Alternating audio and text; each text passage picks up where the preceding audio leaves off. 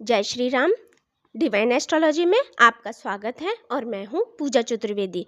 देखिए, हम आज ज्योतिष के उन 3 स्तंभों के बारे में बात करेंगे जिनके बिना ज्योतिष की कल्पना करना भी असंभव है। देखिए, ज्योतिष के 3 बड़े स्तंभ हैं। पहला स्तंभ है नवग्रह, दूसरा है 12 घर और तीसरा है 12 राशियाँ। पहला स्तंभ जो है वो नवग्रह है। नवग्रह क्या होता है? देखिए, जिस तरीके से एक बहुत बड़ा बिजनेस टाइकून जो होता है वो एक बहुत बड़ी इंडस्ट्री खड़ी करता है, तो उसको चलाने के लिए उसको कुछ एम्प्लॉयज़ की ज़रूरत होती है ना। तो इसी तरीके से ईश्वर ने भी एक बहुत बड़ी सृष्टि तैयार की है, बहुत बड़ी सृष्टि बनाई है। इसको चलाने के लिए उनको कुछ सेवकों की ज़रूरत पड़ती है। ब्रह्मांड में उनके अनेकों नेक अनंत सेवक हैं, उनके बहुत सारे सेवक हैं। लेकिन इस सृष्टि को चलाने के लिए उन्होंने सिर्फ 9 ग्रहों का, 9 लोगों का ही चयन किया है जो इस सृष्टि को चलाने के लिए योग्य होते हैं।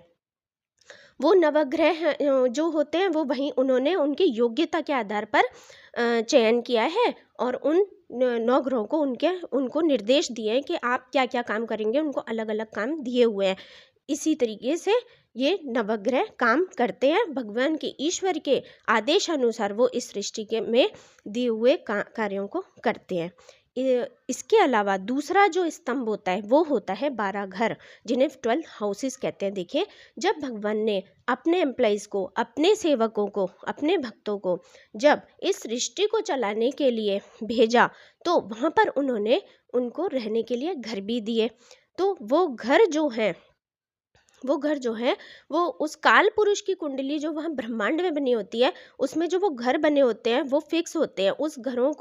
उन घरों को उनको रहने के लिए दिए हुए हैं और उनको उन 12 घर होते हैं। वो उन 12 घरों को उन नवग्रहों में उन्होंने बांटा हुआ है। सभी को 2-2 घर उन्होंने दिए हुए हैं और वो उन घरों में अपने रहते हैं। लेकिन वो रहते ही नहीं उसमें, वो चारों तरफ उसी घरों में, 12 घरों में वो मूवमेंट भी करते रहते हैं, घूमते रहते हैं। लेकिन एक घर उनका, उनमें से 1-2 घर उनके फिक्स्ड होते हैं।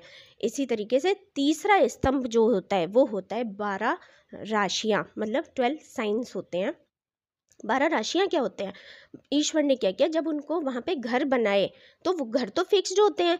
उसके अंदर जब नेम प्लेट लगा दी कि भाई ये नवग्रहों में जो पहला जो ग्रह आता है वो मंगल का घर है, दूसरा घर है शुक्र का, तीसरा घर है बुध का, चौथा घर है चंद्र का, फिर सूर्य का, फिर बुध का, इस तरीके से गुरु का, इस तरीके से बहुत सारे ग्रहों को में उन्होंने नेम प्लेट लगा दी कि भाई ये 2 घर जो है ये इस वाले ग्रह के होंगे, ये 2 घर इस वाले ग्रह के होंगे। उन्होंने उनको फिक्स कर दिया। उनको राशियां बोलते हैं, तो राशियों के अनुसार उनको फिक्स कर दिया। एक्चुअली राशियां क्या होती है? देखिए, एनवायरनमेंट होता है।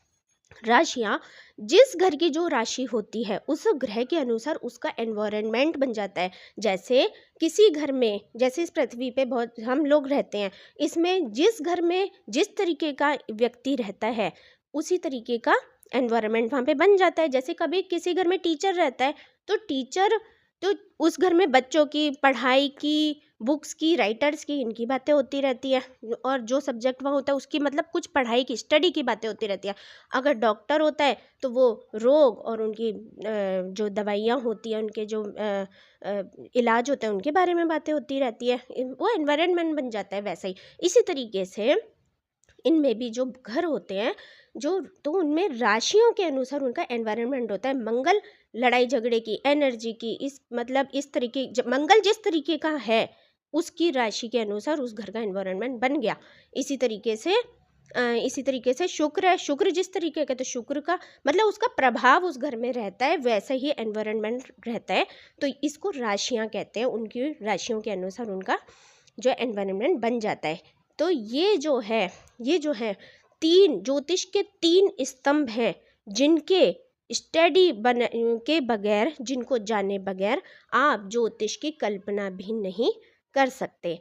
तो आज के लिए इतना ही और आगे के लिए हम फिर बात करते हैं अगली वीडियो में। तब तक के लिए जय श्री राम।